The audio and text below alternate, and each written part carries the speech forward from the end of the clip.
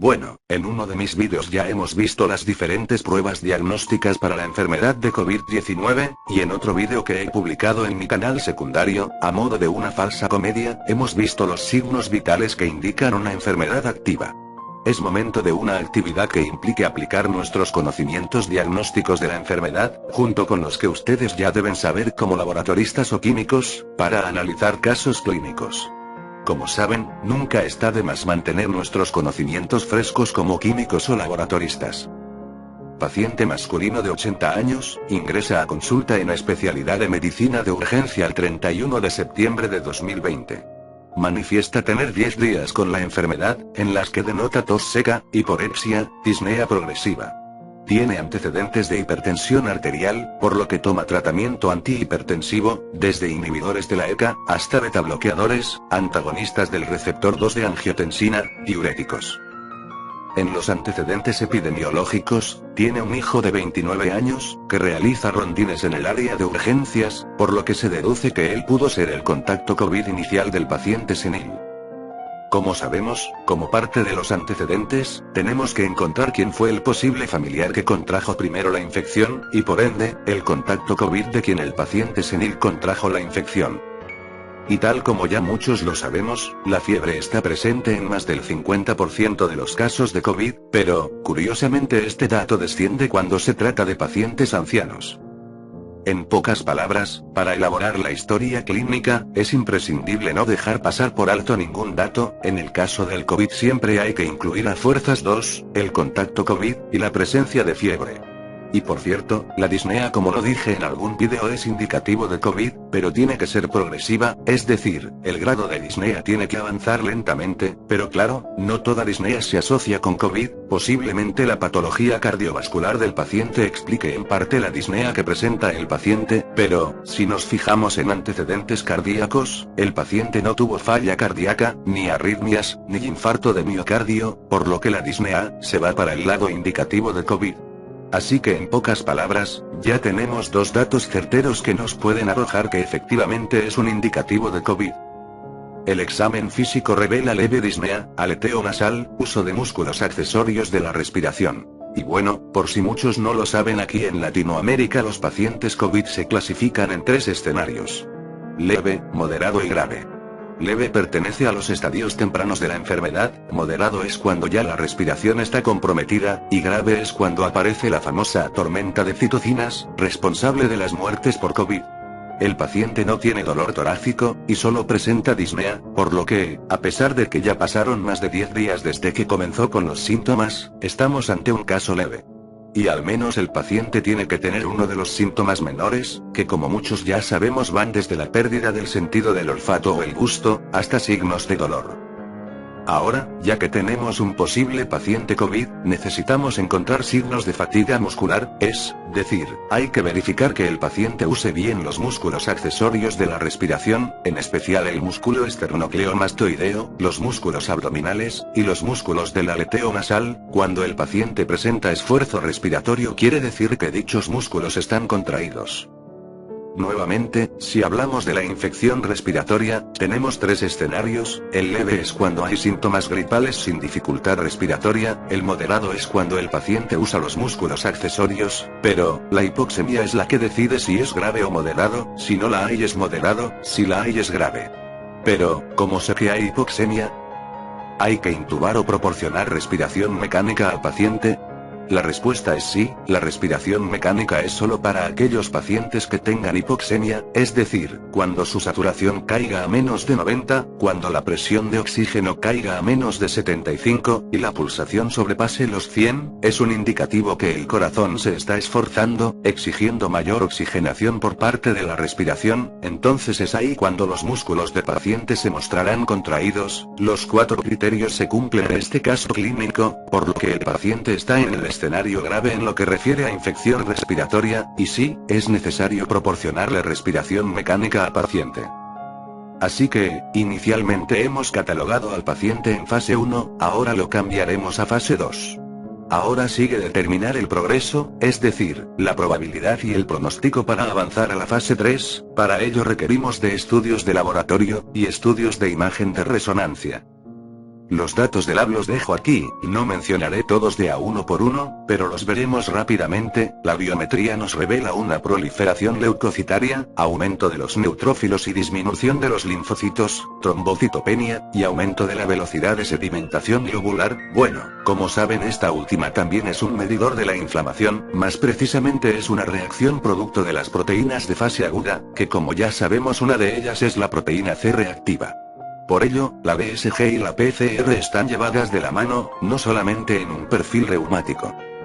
En las pruebas de coagulación, tenemos un tiempo de protrombina alargado, aumento en el fibrinógeno y el dímero D, lo que revela una coagulopatía.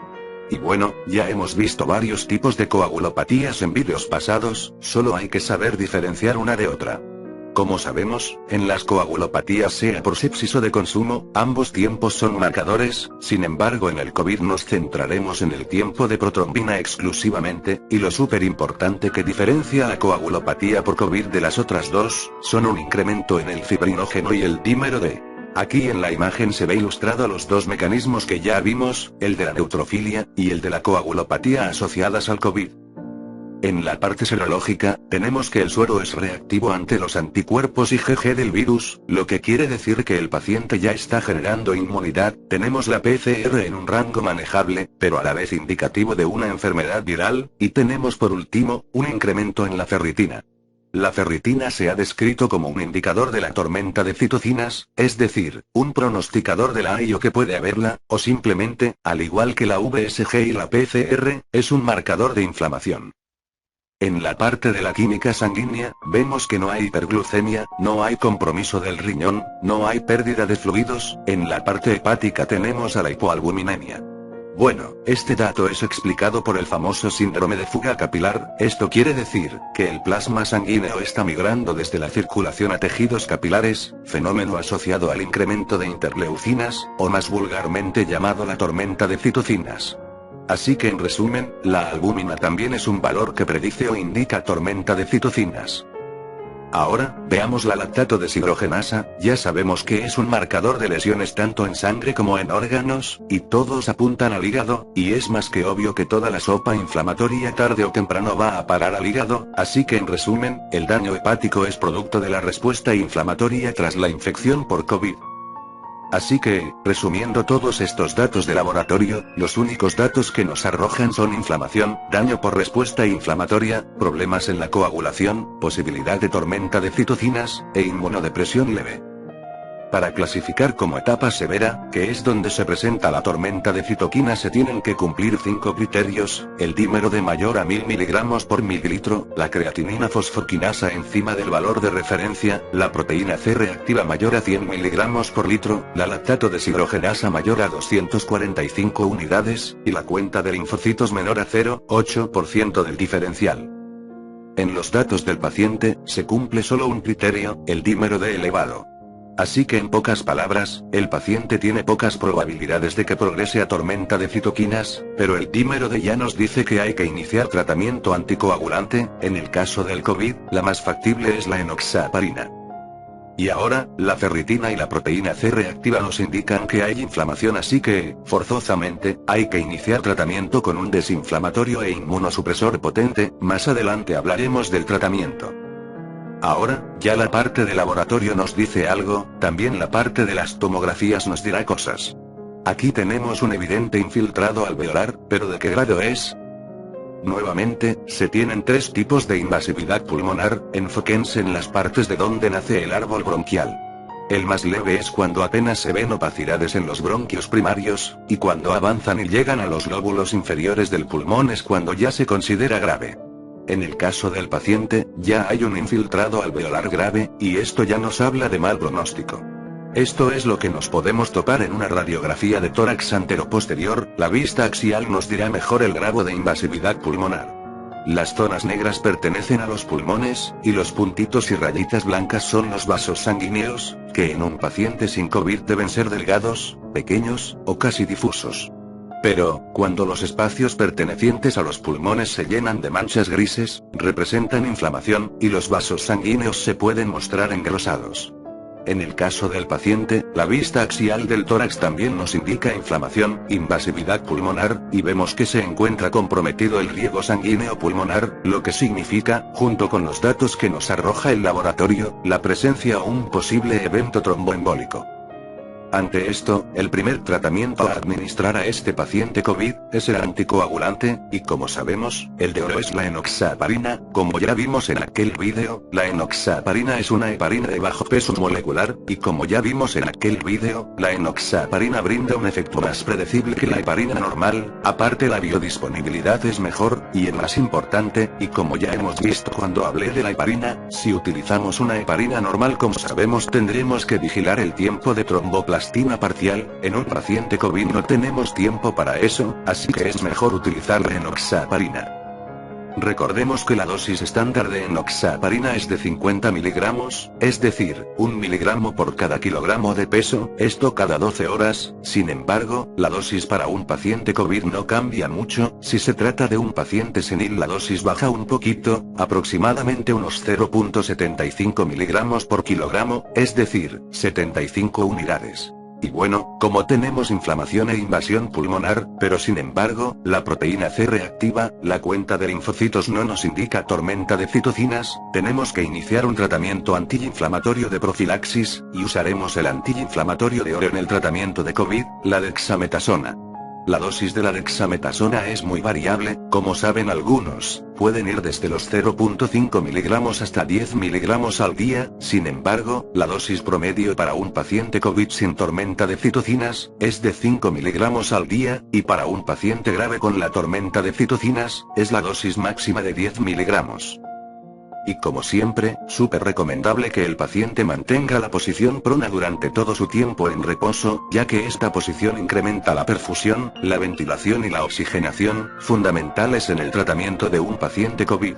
Ahora, como estamos hablando de un paciente hipertenso, hay que continuar el tratamiento hipertensivo de este. Si el paciente estuvo medicado con beta bloqueadores, diuréticos, inhibidores de la ECA no hay ningún problema, se pueden utilizar sin ningún problema, solo hay que tener en cuenta que la dexametasona es un inductor de la mayor parte de las enzimas hepáticas, con ello el metabolismo de otros medicamentos que se administren incrementará, disminuyendo las concentraciones plasmáticas de estos, por ello las dosis de otros fármacos que se administren se deben ajustar.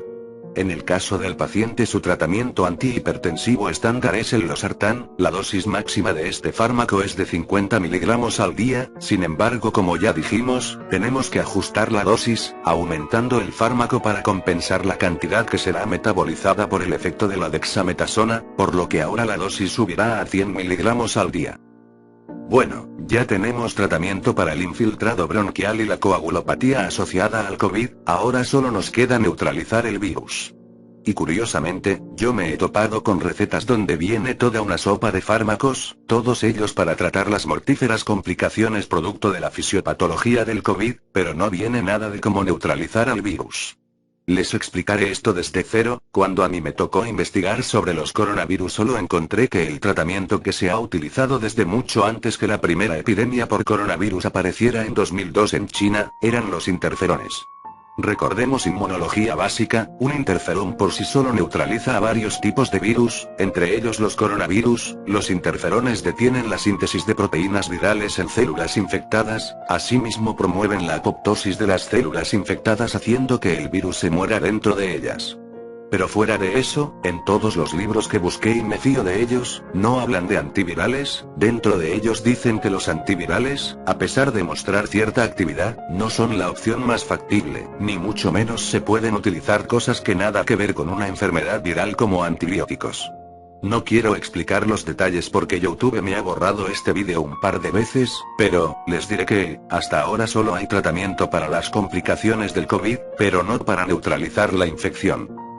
El que se encarga de realizar el trabajo sucio, es el interferón, tanto el administrado de forma exócrina, como el que el mismo sistema inmune te produce. Y respecto a lo demás, si está comprobado que antivirales como el Remdesivir, el Lopinavir-Ritonavir, el Darumavir, la hidroxicloroquina, pero pocos médicos lo recomiendan porque 1. Son tratamientos costosos y de difícil acceso para el paciente, 2. Todos los antivirales prolongan el segmento QT, y esto en ciertos casos conlleva a riesgos cardiovasculares que son mejor evitar, y más si se trata de un paciente COVID, y 3. Interactúan con otros tratamientos como la dexametasona, así implicando que se maneje una dosis de dexametasona diferente a la estándar y establecida para un paciente COVID, y que conducirá a resultados mediocres. Y saliéndome a de embrollo, que por cierto tuve que volver a editar porque YouTube me ha borrado el vídeo, esto explica, por qué este paciente del que hablamos en el caso clínico, tiene tratamiento para de todo, menos para neutralizar al virus, pero si quieren saber por qué exactamente, mándenme mensaje privado. Caso sencillo, ¿verdad? Y por cierto, este caso, es una prueba de que pacientes con comorbilidades, desde enfermedades crónicas como el asma hasta hipertensos y diabéticos, claramente son pacientes más vulnerables a una infección grave, pero esto no ocurre en todos los casos. Este es el único caso que quiero mostrar, quisiera explicar otro caso más, pero, de más está decir que si hago esto el vídeo se alargará bastante, y un vídeo largo, obviamente aburre. Esto es todo lo que traigo para ustedes, espero que este vídeo les haya sido de utilidad o que al menos los haya informado, los veré en otro de mis vídeos.